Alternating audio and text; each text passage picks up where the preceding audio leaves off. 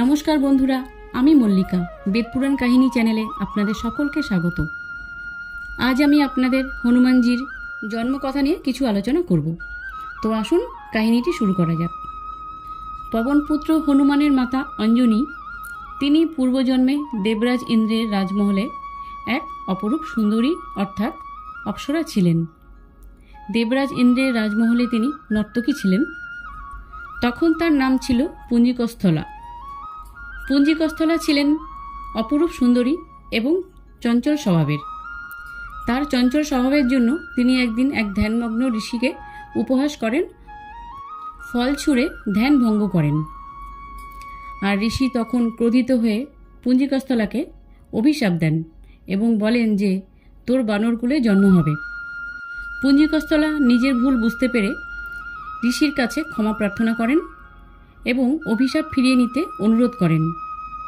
ঋষি তখন দয়া করে বলেন, তুমি চিন্তা করো না, তোমার বানরকুলে জন্ম হলেও তোমার বানর রূপ খুবই তেজস্বী হবে এবং তুমি জ্ঞানী কীর্তিবান মহাবলী পুত্রের জন্ম দেবে।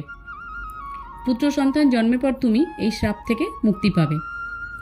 এই পুরো ঘটনা পুঞ্জিকস্থলা দেবরাজ ইন্দ্রকে বিস্তারিতভাবে ব্যাখ্যা করেন এবং দেবরাজ ইন্দ্র পুঞ্জিকস্থলাকে পৃথিবীতে গিয়ে বসবাস করতে বলেন। পুঞ্জিকস্থলা অঞ্জনী রূপে পৃথিবীতে বসবাস শুরু করেন এবং কিষ্কিন্ধার বানররাজের সাথে অঞ্জনার প্রেম হয় এবং দুজনে বিবাহ বন্ধনে আবদ্ধ হয়। বিবাহের পর তারা সন্তান সুখ থেকে বঞ্চিত থাকায় তারা মাতঙ্গ ঋষির কাছে যান। মাতঙ্গ ঋষি মাতা অঞ্জনাকে পুত্র লাভের জন্য 12 বছর উপোস থেকে তপস্যা করতে বলেন।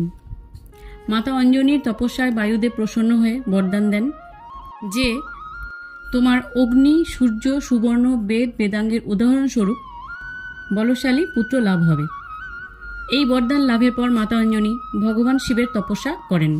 ভগবান শিব মাতা অঞ্জনীর তপস্যায় প্রসন্ন হয়ে আবির্ভাব হন ও মাতা অঞ্জনীকে বর চাইতে বললেন।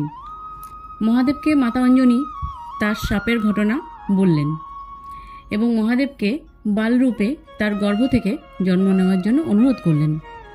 মহাদেব মাতা অঞ্জনীকে আশীর্বাদ করেন ও তারপর চৈত্র মাসের শুক্লপক্ষের পূর্ণিমা তিথিতে হনুমানজির অর্থাৎ বজরংবলীর জন্ম হয়। বজরংবলী হনুমানজি হলেন হিন্দু দেবতা মর্যাদা পুরুষোত্তম ভগবান শ্রীরামের ঐশ্বরিক বানর সঙ্গী। তিনি বায়ু দেবতার আধ্যাত্মিক পুত্র, সেই কারণে বজরংবলীকে পবনপুত্র বলা হয়ে থাকে। তিনি হলেন ভগবান শিবের অবতার। বিভিন্ন পুরাণে ও মহাভারতেও হনুমানজির উল্লেখ করা হয়েছে। তিনি হলেন ভক্তি, আত্মশৃঙ্খলা, সাহস, জ্ঞান, শক্তিরও দেবতা। হনুমানজিকে ব্রহ্মচর্য অনুকরণীয় ব্রহ্মচারী হিসাবে বিবেচনা করা হয়।